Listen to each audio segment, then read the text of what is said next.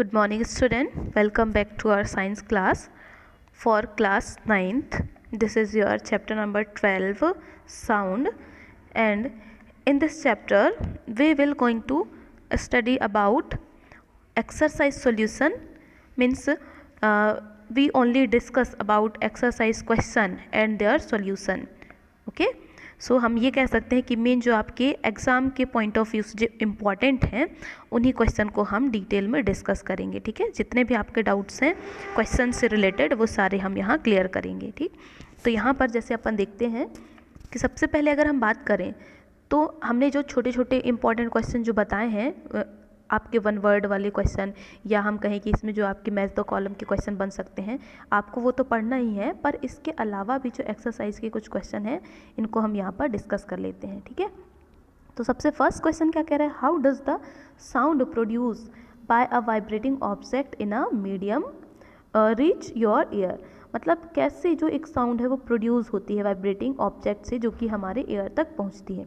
तो क्या है, when an object vibrate it cause the neighbouring particles in the medium to vibrate successively. मतलब यहाँ पर ये कह रहे हैं कि जब कोई ऑब्जेक्ट जो है वो वाइब्रेट करता है तो जैसे ही वाइब्रेट करेगा तो जो आसपास के पार्टिकल हैं, है ना, मतलब अगर अपन देखें कि इस वाले पार्ट में अगर ये वाइब्रेशन हो रहा है तो यहाँ इसके जस्ट आसपास जो यहाँ पर ये बने हुए पार्टिकल हैं वो क्या करते हैं, ये कंटिन्यूअसली जो है आपका वाइब्रेट करने लगते हैं। यहाँ पर हम इसको बीट कर रहे हैं तो इसके आसपास सभी जगह ये वाइब्रेशन स्टार्ट हो जाएगा, है ना। These vibration are further passes to adjacent particle, और ये जैसे ये पार्टिकल वाइब्रेट होगा तो दूसरे को ये वाइब्रेट करेगा, फिर उसके बाद नेक्स्ट नियरेस्ट पार्टिकल को वाइब्रेट करेगा। इस तरह से मतलब ये सबको वाइब्रेट करते करते जो है आपस में सारे जो है वाइब्रेट करने लगते हैं, है ना। तो likewise these vibration are pass from particle to particle and reach our ear. मतलब इसके बाद जो है पार्टिकल टू पार्टिकल जैसे ही ये वाइब्रेट करते हैं फिर उसके बाद ये हमारे एयर तक पहुंचते हैं। ठीक है, तो इस तरह से कोई भी ऑब्जेक्ट है वो वाइब्रेट करता है और उसके बाद हमारे कानों तक वो आवाज़ पहुंचती है। ठीक, फिर next question, explain how sound is produce by your school bell. जो हमारी जो स्कूल बेल होती है उससे कैसे साउंड प्रोड्यूस होता है उसको एक्सप्लेन करना है। ठीक है, तो देखते हैं इसमें क्या कह रहे हैं। When the school bell rings the neighbouring particle in air are forced to vibrate simultaneously. This disturbance leads to the formation of a sound wave. When the bell moves forward, it puts the air in front of it, and this creates a region of high pressure known as compression, and when the bell moves backward, a region of low pressure known as a refraction is created, and in this way the bell continues to move forward and backward, which produce a series of compression and refraction. This leads to the sound of a bell when it propagates through air. मतलब यहाँ पर ये कह रहे हैं कि कैसे वो बेल रिंग होती है, तो उस बेल की अपन बात कर रहे हैं। हमारे यहाँ तो कैसा बेल लगा हुआ है, जो इलेक्ट्रोमैग्नेटिक बेल है वो लगा हुआ है, बट अगर हम उसकी बात करें लोहे वाली बेल की, है ना, तो जिसमें जो है अपन कभी कभी देखते हैं ना जैसे लाइट नहीं है तो जो बेल बजती है उस बेल की यहाँ पर बात हो रही है। ठीक है, तो वो कैसे बेल रिंग होती है, तो देखो यहाँ पर क्या कह रहे हैं कि जब जैसे स्कूल बेल रिंग होती है तो आसपास के जो पार्टिकल हैं जो एयर में है, एयर आसपास की पार्टिकल को एयर क्या करता है, फोर्स लगाता है ना, जिससे जो है वो वाइब्रेट करने लगते हैं। और ये जो डिस्टर्बेंस है वो बाद में किसको वो लीड करता है, ये साउंड वेव्स जो होते हैं उनको, उनके फॉर्मेशन को ये लीड करेगा। ठीक है, एंड जैसे ही बेल मूव करती है फॉरवर्ड, जैसे हम बजाते हैं तो बेल जो है आगे की तरफ फॉरवर्ड मूव करेगी, and it push the air in front of it. मतलब जैसे ही वो आगे जाती है तो वहाँ पर एयर पार्टिकल है तो एयर को वो और आगे वो पुश करती है। ठीक है, मतलब यहाँ ये कह सकते हैं कि जैसे ये बेल है तो जैसे ही हम इसको जो है ये रिंग करेंगे तो ये जो बेल है वो आपकी खिसक के इधर जाएगी, तो यहाँ पर जो एयर पार्टिकल हैं वो भी आगे की तरफ मूव करेंगे, है ना। तो ये आगे की तरफ मूव करेंगे और ये जो क्या क्रिएट करता है, रीजन ऑफ हाई प्रेशर, जिसको अपन कहते हैं कंप्रेशन। मतलब ये जो है ये हाई प्रेशर लगाएंगे ना, धक्का लगेगा तो यही एक कंप्रेशन यहाँ पर बनता है। When the bell moves backward, फिर उसके बाद बेल जैसे ही वापस से बैकवर्ड आती है ना, जैसे ही बैकवर्ड आती है तो इसमें जो है आपका लो प्रेशर बनता है जिसको अपन कहते हैं रिफ्रैक्शन, ये क्रिएट होता है, सॉरी यहाँ पर ये रेयरफैक्शन ये क्रिएट होता है। ठीक, and this way the bell continues to move forward and backward. फिर उसके बाद जैसे ही हम बीट करेंगे तो फिर वो फॉरवर्ड जाएगी, फिर उसके बाद फिर बैकवर्ड आएगी, है ना। इस तरह से ये फॉरवर्ड बैकवर्ड बार बार आती जाएगी। तो ये इस तरह से एक सीरीज में जो है ये साउंड प्रोड्यूस करता है, कैसे, कंप्रेशन वाला और उसके बाद रेयरफैक्शन वाला। ठीक है, तो यही जो रेयरफैक्शन और कंप्रेशन है यही आपके जो है बेल में साउंड को प्रोपोगेट करते हैं, ठीक है। और फिर उसके बाद एयर से जो हवा है वो पास होके, और मतलब एयर जो हवा है वो उसको साउंड को पास करके हम तक वो पहुंचती है, ठीक है। इस तरह से साउंड प्रोड्यूस होता है। एंड नेक्स्ट क्वेश्चन है, why are sound waves called mechanical wave? उसको साउंड वेव को अपन मैकेनिकल वेव क्यों कहते हैं? तो यहाँ पर क्या बता रहा है कि when sound waves propagate through a medium it cause the neighbouring particle to vibrate.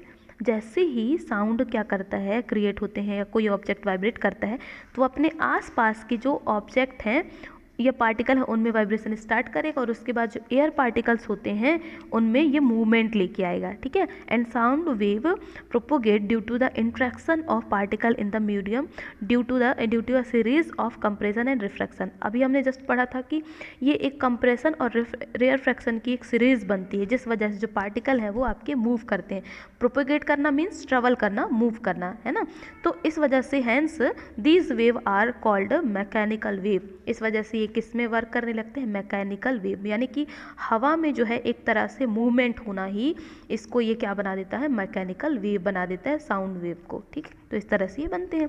फिर नेक्स्ट क्वेश्चन क्या कह रहा है, suppose you and your friend are on the moon, will you be able to hear any sound produce by your friend? तो क्या आप वहाँ पर सुनेंगे कि नहीं? तो वहाँ पर तो हम क्या कर सकते हैं, बिल्कुल भी हम साउंड को नहीं सुन पाएंगे, ठीक है। तो sound wave are mechanical wave and hence need a medium to propagate. मतलब साउंड वेव क्या है? एक तरह से मैकेनिकल वेव है, जिसको जो है प्रोपोगेट करने के लिए, ट्रेवल करने के लिए किसी भी मीडियम की ज़रूरत होती है। पर मून में जो है इस तरह से कोई भी प्रोपोगेशन मीडियम नहीं है, ठीक है ना। इस वजह से हम वहाँ पर किसी भी चीज़ को नहीं सुन सकते। तो मून जो है हमारा वो किसकी तरह वर्क करने लगता है? वैक्यूम की तरह। वैक्यूम यानी कि खाली वेसल, ठीक है, उसी जैसे भी वर्क करने लगता है। इस वजह से हम मून में साउंड बिल्कुल नहीं सुन सकते, ठीक है। फिर नेक्स्ट क्वेश्चन क्या कह रहा है, विच वेव प्रॉपर्टी डिटरमाइन। मतलब इसमें से देखो विच वेव ये किसकी प्रॉपर्टी है, डिटरमाइन करता है? लाउडनेस, पिच, ठीक है। तो जो लाउडनेस है ये आपका क्या कह रहा है, the loudness of a sound depend on its amplitude and higher the amplitude the loud the sound. मतलब यहाँ पर ये कह रहा है कि लाउडनेस किस पर डिपेंड करता है? एम्पलीट्यूड पर। जितनी ज़्यादा एम्पलीट्यूड होगी साउंड उतनी ही तेज होगी, ठीक है, मतलब उतनी ही ज़्यादा साउंड निकलेगी, ठीक। और जो आपका पिच है, पिच किसको ये शो करेगा? जो फ्रिक्वेंसी होती है, पिच डिपेंड करता है फ्रिक्वेंसी पर, ठीक है। तो जितनी हाई फ्रिक्वेंसी होगी उतनी ही हाई पिच होगी, ठीक है। मतलब हमने बताया था कि भारी आवाज़ और तीखी आवाज़ वाली। तो जो भारी आवाज़ है वो आपके एम्पलीट्यूड, जिसको अपन लाउडनेस कह रहे हैं, ठीक है, तो वो एम्पलीट्यूड पर डिपेंड है। बट जो एक तीखी आवाज़ है वो आपकी किस पर? पिच पर डिपेंड है, फ्रिक्वेंसी पर। तो जिसकी जितनी ज़्यादा फ्रिक्वेंसी होती है उसकी उतनी तीखी आवाज़ होती है, जिसकी कम फ्रिक्वेंसी होती है उसकी उतनी ही ज़्यादा भारी आवाज़ होती है। या हम उसको डायरेक्ट कह देते हैं कि उस भारी आवाज़ वाले की जो एम्पलीट्यूड है वो बहुत ज़्यादा है ना, इस वजह से उसकी ऐसी आवाज़ है, ठीक है। फिर नेक्स्ट क्वेश्चन है, guess which sound has a higher pitch, guitar और कार हॉर्न, किसकी ज़्यादा हाई पिच होती है? तो बिल्कुल हाई पिच मतलब हाई फ्रिक्वेंसी, यानी कि इसमें तीखापन किस में ज़्यादा है? तो जो कार की हॉर्न होती है ना, उसमें जो है ये आपका ज़्यादा है, ठीक। तो ये आप हम समझ सकते हैं कि कार के हॉर्न में, इसको एक्सप्लेन करने की ज़्यादा ज़रूरत नहीं है। फिर नेक्स्ट क्वेश्चन है, what are the wavelength, frequency, time period and amplitude of a sound wave? ठीक है, तो ये हमने आपको बताया हुआ है कि वेव लेंथ क्या है, कि wavelength is defined as the distance between two consecutive compression of two consecutive rarefaction. मतलब यहाँ पर हमने बताया था कि क्या है वेव लेंथ, जैसे इस तरह से जो वेव चलती हैं, है ना, हमने बताया था कि यहाँ पर ये जो आपका वेव ये चल रहे हैं, ठीक है, तो यहाँ पर जो टू वेव जो बनते हैं, है ना, टू वेव जो बन रहे हैं, इसके बीच में 1 and 2 वेव के बीच की जो डिस्टेंस होती है, जो लेंथ होती है, उसको ही अपन क्या कह रहे हैं, वेव लेंथ, जिसको हम यहाँ पर क्या करेंगे, यहाँ ये आपका हो गया, बन गया कंप्रेशन, और नीचे वाला यहाँ पर ये क्या बन गया, ये आपका रेयर फ्रैक्शन, ठीक है। तो कंप्रेशन एंड रेयर फ्रैक्शन के बीच में, मतलब यहाँ पर ये कह सकते हैं कंप्रेशन ये आगे की तरफ और उसके बाद रेयर फ्रैक्शन यहाँ पीछे की तरफ। तो कंप्रेशन एंड रेयर फ्रैक्शन के बीच में जो एक कंसिक्यूटिव डिस्टेंस बन रहा है उसको ही हम कह रहे हैं वेव लेंथ, और इसकी ऐसा यूनिट क्या होती है, मीटर,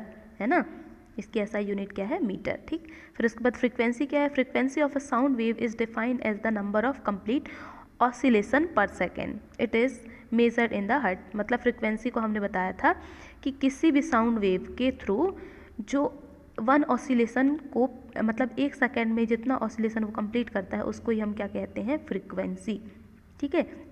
मतलब अगर हम ये माने कि इसका जो यहाँ पर ये अपन देखते हैं तो यहाँ से लेके यहाँ तक उसको यहाँ जाने और वापस आने, फिर यहाँ जाने फिर वापस आने में जो टाइम लगता है उसको ही अपन यहाँ क्या कह रहे हैं, फ्रिक्वेंसी। ठीक है, फ्रिक्वेंसी को अपन, इसकी एसआई यूनिट क्या है, वो है हर्ट्ज। ठीक, फिर उसके बाद टाइम पीरियड क्या है, time period of a sound wave is defined as the time taken by a sound wave to complete one cycle.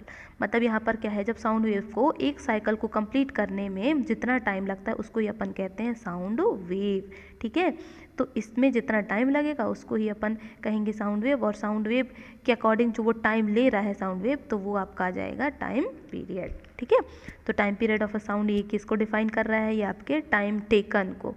ठीक है, कि साउंड वेव आपका एक साइकिल कंप्लीट करने में कितना टाइम ले रहा है, तो ये है आपका टाइम पीरियड। ठीक, तो इसकी एसआई यूनिट क्या है, सेकेंड है। एंड एम्पलीट्यूड क्या है, amplitude of a sound wave is defined as the maximum extent of vibration measure from the position of equilibrium. यानी कि यहाँ ये कह रहे हैं कि जिस भी किसी ऑब्जेक्ट की जितनी ज़्यादा वाइब्रेशन होती है, हाई वाइब्रेशन वाले जो पार्टिकल्स हैं उसको ही अपन कह देते हैं इतना उसका एम्पलीट्यूड है। ठीक है, मतलब एम्पलीट्यूड को हम डायरेक्टली और इनडायरेक्टली जो मैक्सिमम वाइब्रेशन है उससे हम डिटरमाइन करते हैं। ठीक है, फिर next question, how are the wavelength and frequency of a sound wave related to its speed. किस तरह से रिलेटेड होते हैं, तो ये तो अपन पहले से ही जानते हैं कि जो साउंड की स्पीड होती है उसको हम किससे डिटरमाइन करते हैं, वेवलेंथ और फ्रिक्वेंसी का ये प्रोडक्ट होता है। ठीक है, तो साउंड वेव की स्पीड वेवलेंथ और जो फ्रिक्वेंसी उसका प्रोडक्ट है। ठीक, तो इसको अपन इस तरह शो करेंगे, स्पीड को हम v से डिनोट करते हैं और जो वेवलेंथ है उसको लैम्डा से, और उसके बाद आपका जो आ गया फ्रिक्वेंसी उसको अपन म्यू से। ठीक है ना, तो ये जो आपका म्यू है उससे हम इसको शो करते हैं। ठीक, तो ये आपका ये बन गया साउंड की स्पीड। ठीक, फिर नेक्स्ट है कि calculate the wavelength of sound wave whose frequency. ये आपकी स्पीड, दो चीज़ें गिवन है, एक चीज़ से आपको कैलकुलेट करना है। मतलब यहाँ पर क्या है, उसकी वेवलेंथ यानी कि लैम्डा आपको कैलकुलेट करना है। बाकी इसमें दो चीज़ें हैं, स्पीड और फ्रिक्वेंसी, है ना, ये आपको कैलकुलेट करना है। स्पीड यानी कि वी आपको गिवन है, और उसके बाद आपका जो है फ्रिक्वेंसी ये भी आपको गिवन है। तो ये दोनों चीज़ों में अपन इसमें रखेंगे, दोनों को हम क्या करेंगे, यहाँ पर डिवाइड करेंगे तो फिर ये आ जाएगा। ठीक है, फ्रिक्वेंसी को हम इधर लेके आएंगे स्पीड में, तो इसको जैसे हम किए तो फिर ये आ गया इस तरह से। ठीक, हम कर सकते हैं। फिर उसके बाद a person is listen to a tone of a 500 hertz sitting at a distance of a 450 meter from a source of sound. What is the time interval between successive compression from the source? मतलब यहाँ पर क्या कह रहे हैं कि एक person है जिसकी फ्रिक्वेंसी वो दी हुई है, मतलब वो सुन पा रहा है 500 हर्ट्ज की फ्रिक्वेंसी। ठीक है, कितने दूर में बैठ के, 450 मीटर दूर बैठ के वो साउंड सोर्स से बैठकर वो आसानी से सुन सक रहा है। मतलब वो क्या बता रहा है यहाँ पर, उनके बीच की डिस्टेंस। ठीक है ना, वो डिस्टेंस को शो कर रहा है, फ्रिक्वेंसी बता रहा है। ठीक है, तो दो चीज़ें यहाँ पर गिवन है और हमें यहाँ पर क्या कैलकुलेट करना है, यहाँ पर टाइम इंटरवल। ठीक है, टाइम पीरियड जो है हमें ये कैलकुलेट करना है। ठीक है, तो इस बेस पर यहाँ पर क्या आ जाएगा, टाइम पीरियड जो है आपका क्या होता है, ये जो फ्रिक्वेंसी है उसके बेस पर हम यहाँ पर कैलकुलेट कर सकते हैं फ्रिक्वेंसी, और आपका ये जो आपकी स्पीड है या फिर डिस्टेंस है। ठीक है, तो इससे आपका आंसर आ जाएगा ये इतना, टाइम पीरियड ये सेकेंड में। ठीक है, ठीक है, फिर उसके बाद नेक्स्ट यहाँ देखो, next question, why are the ceiling of a concert hall curved. मतलब यहाँ पर देखो, ये हमने बताया था आपको साउंड, रिफ्लेक्शन ऑफ साउंड के बारे में, है ना, इस पर ये क्वेश्चन बना हुआ है कि जो आपके कंसर्ट हॉल होते हैं उसकी जो सीलिंग होती है उसको कर्व क्यों बनाया जाता है, क्या रीज़न है। मतलब इस तरह से जो ये कर्व बनते हैं, तो कर्व क्यों बनाते हैं, वो इसलिए क्योंकि वहाँ पर क्या है, साउंड का रिफ्लेक्शन होगा और सभी डायरेक्शन में साउंड जो है लोगों को, ऑडियंस को ईजिली वो सुन पाएंगे। ठीक है, यूनिफॉर्मली वो सुन पाएंगे ऑल डायरेक्शन में। ठीक, तो इस वजह से इसको ऐसा बनाया जाता है। फिर उसके बाद नेक्स्ट क्वेश्चन कह रहा है, what is the Audible range of the average human ear. तो ऑडिबल रेंज हमने बताया था कितना वो सुन पाते हैं, तो 20 हर्ट्ज टू 20,000 हर्ट्ज। ठीक है, ये उतना वो सुन पाते हैं।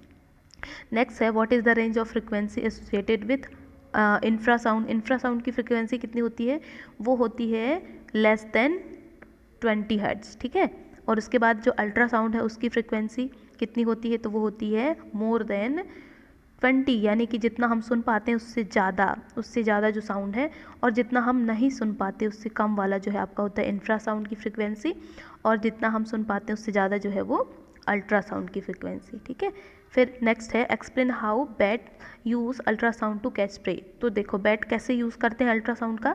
बैट्स प्रोड्यूस हाई पिच, यानी कि वो हाई पिच की साउंड प्रोड्यूस करते हैं जिसको अपन कहते हैं अल्ट्रासोनिक स्क्वेक्स, ठीक है। And these high pitch squeaks are reflected by object like a prey and brought back to the ear of bat and this help the bat to understand this prey's distance. मतलब ये कह रहे हैं कि जो bat है वो क्या प्रोड्यूस करती है, हाई पिच की साउंड, अल्ट्रासोनिक साउंड वो प्रोड्यूस करती है। और अल्ट्रासोनिक साउंड प्रोड्यूस करने के साथ यानी कि ये कह रहे हैं कि यहाँ पर जो लेस देन जो आपका 20 हर्ट्ज है ना, लेस देन 20 हर्ट्ज की साउंड वो प्रोड्यूस करेगी। और जैसी वो साउंड जाती है प्रे पर, तो प्रे के ऊपर जाने के बाद वो रिफ्लेक्ट करती है वापस से, जो साउंड है वो वापस बैक होती है कहाँ पर, बैट के ईयर तक। और उसके बाद बैट उसको सुन करके रिकॉग्नाइज कर लेता है कि वो कितने डिस्टेंस में जो प्रे है वो वहाँ पर है, ठीक है। इस तरह से वो जो है ये ऑब्जर्व कर लेते हैं। And next question, how is ultrasound use for cleaning. Ultrasound कैसे यूज़ करते हैं क्लीनिंग के लिए।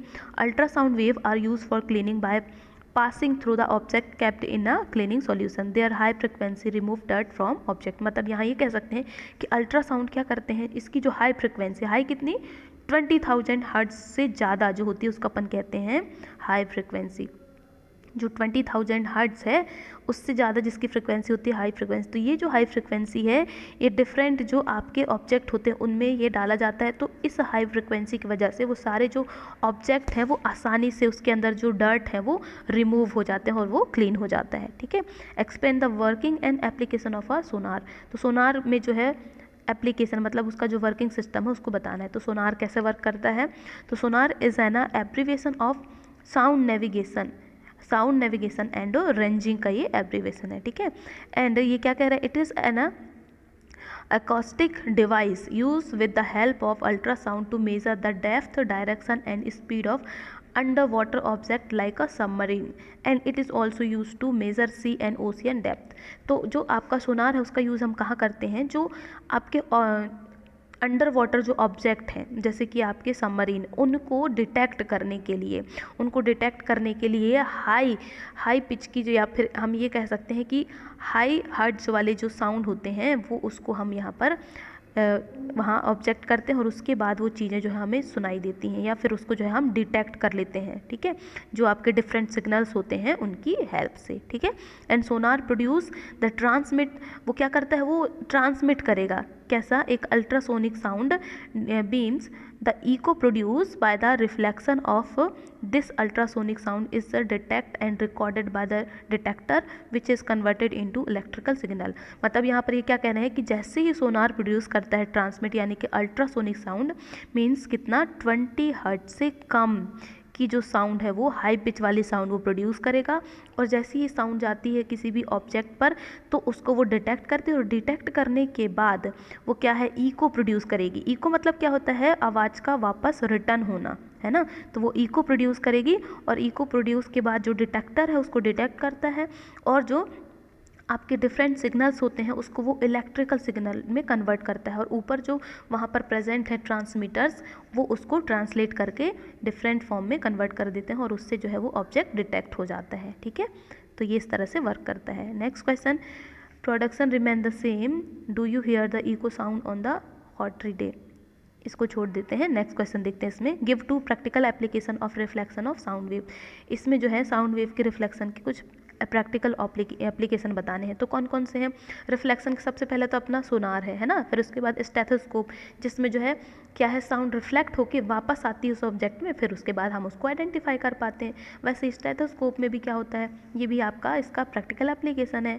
एंड नेक्स्ट है, what is reverberation and how can it be reduce. ये रिवर्बरेशन क्या है, तो ये इसको आप ध्यान से सुनिए क्या है। Reverberation defined as a persistence of sound after the sound stops producing sound due to repeat reflection, and when the sound is created in a big hall it persists by repeating reflection from the wall until it is reduced to a value where it is no longer audible। मतलब यहाँ पर ये क्या है, जो आपका Bresson जो है, मतलब ये जैसे कि जो हमने बताया कंसर्ट हॉल की बात की, उस कंसर्ट हॉल में जो उसको कर्व से बनाया जाता है, तो वो क्यों बनाया जाता है, क्योंकि इसमें डिफरेंट जो आपके साउंड है वो रिफ्लेक्ट होते हैं, है ना। तो साउंड रिफ्लेक्शन की वजह से वो तब तक रिफ्लेक्ट करते हैं जब तक कि जो साउंड है वो ऑडिबल मोड पे ना पहुंच जाए, है ना। तो इसको ही अपन कहते हैं रिवर्ब्रेशन, ठीक है। और इसको कैसे रिड्यूस कर सकते हैं, तो इसको रिड्यूस करने के लिए यहाँ पर क्या लगाते हैं, प्रूफ। यहाँ पर जो आपके डिफरेंट टाइप के जो क्या कहते हैं साउंड प्रूफ वॉल लगे रहते हैं, जिसमें मतलब रूफ होता है, सीलिंग्स होते हैं, वो सारे जो वॉल हैं ऑडिटोरियम के, वो जनरली कैसे कवर्ड होते हैं, विथ साउंड एब्जॉर्बेंट मटेरियल। मतलब ये कहें कि साउंड को साउंड प्रूफ टाइप के, कि ज़्यादा वो तीखापन ना लगे, वो जो साउंड है वो हमें मतलब हमें उससे प्रॉब्लम ना हो, ऐसे कुछ मटेरियल वहाँ पर लगे होते हैं, ठीक है। इससे जो है हम इसको रिड्यूस कर सकते हैं। एंड रफ प्लास्टर करके भी हम रिड्यूस कर सकते हैं आपके, और सीट मटेरियल होते हैं, इनको सिलेक्ट करके भी हम इसको रिड्यूस कर सकते हैं, ठीक है। नेक्स्ट क्वेश्चन क्या कह रहा है, what is the loudness of sound. तो जो साउंड की लाउडनेस है वो क्या है, and what factor does it depend on. तो जो लाउडनेस हमने बताया था ये आपके एम्पलीट्यूड पर डिपेंड है, ठीक है, कि जिसकी जितनी ज़्यादा एम्पलीट्यूड होती है वो उतनी ही ज़्यादा लाउड साउंड होती है, ठीक है। और इसके कौन कौन से फैक्टर हैं, तो लाउडनेस और softness of sound is determined basically bye it's amplitude which depend upon the force with which an object is made to vibrate. A loud sound has a high energy. इसके पास क्या है, high energy होती है. Then loudness depend on the amplitude of vibration such that loudness is proportional to the square of the amplitude of vibration. Means यहाँ पर direct ये कह रहा है कि जो आपका लाउडनेस है वो डायरेक्टली और इनडायरेक्टली एम्पलीट्यूड पर डिपेंड है, ठीक है। किसी भी ऑब्जेक्ट के जो वाइब्रेशन है तो उस वाइब्रेशन से जो एम्पलीट्यूड बनते हैं उस पर ही ये आपका लाउडनेस डिपेंडेड है, ठीक है।